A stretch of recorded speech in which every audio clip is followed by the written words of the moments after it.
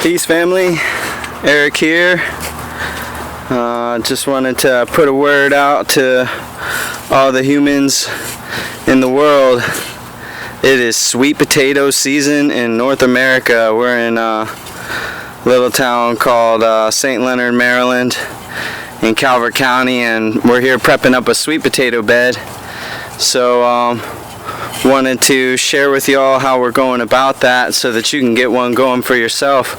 I think sweet potatoes are one of the most important crops for us to bring into our food production systems at home because they're really easy to grow.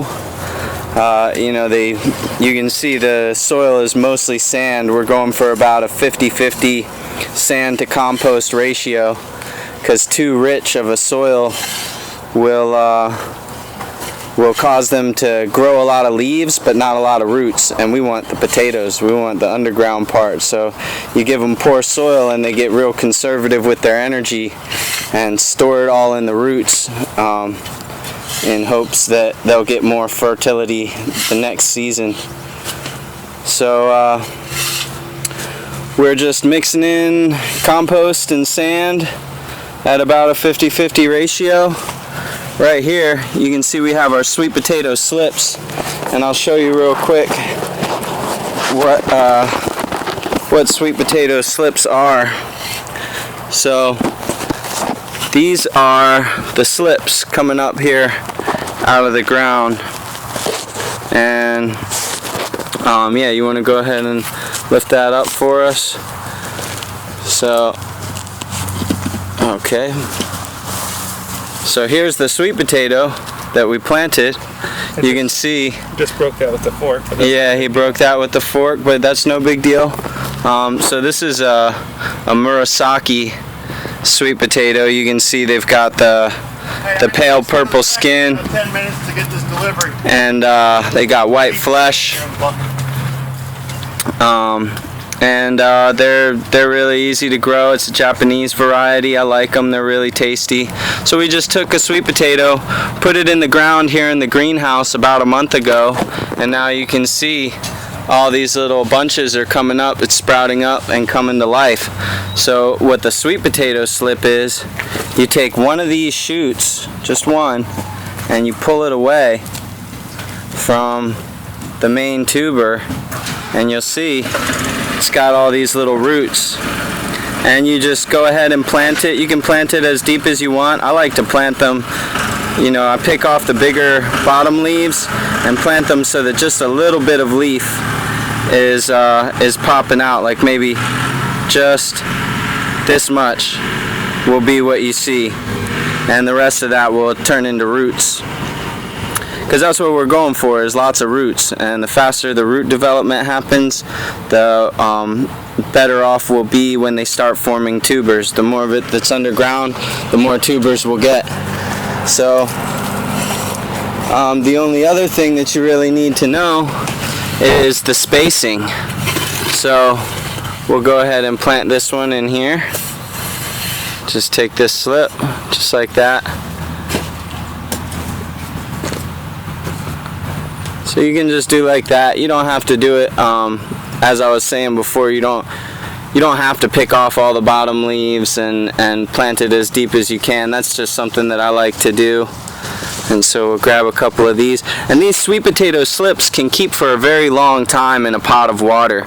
In fact, you can even take cuttings from the vines and put them in water and they'll root. So you want about an 8 to 12 inch spacing. Some people say as much as 18 inches, but I'm really conservative because I'm trying to pack as much food into a small space as I can. I really want to see us come up with more viable solutions for food production in small spaces, since a lot of people don't have a lot of space. So I only space them out about 8 inches, which is about the width from my pinky to thumb.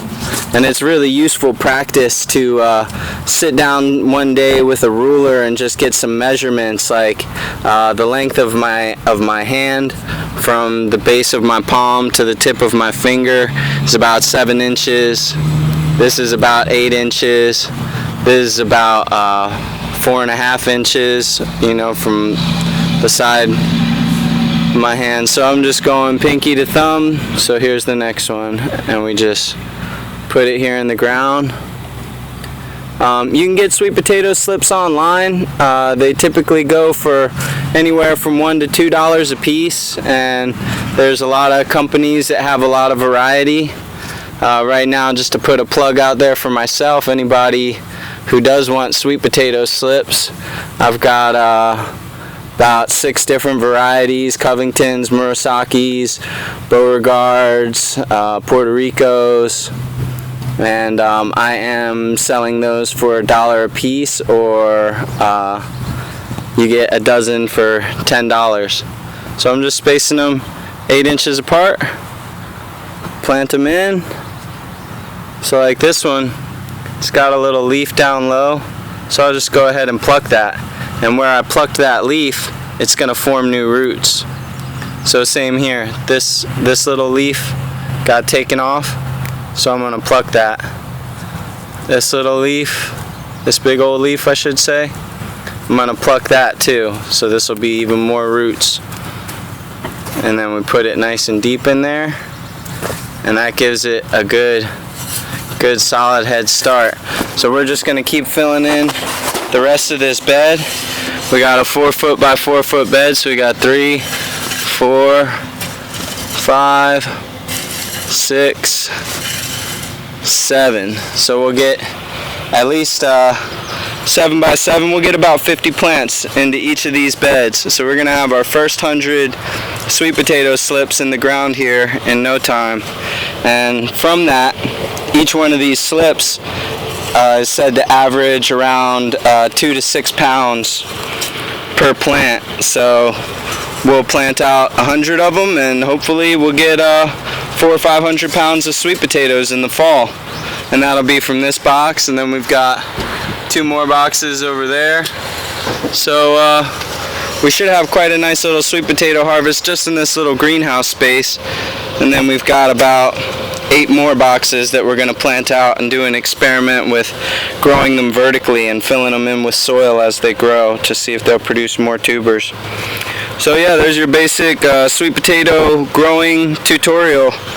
Good luck, family. Grow lots of sweet potatoes and keep on being the love.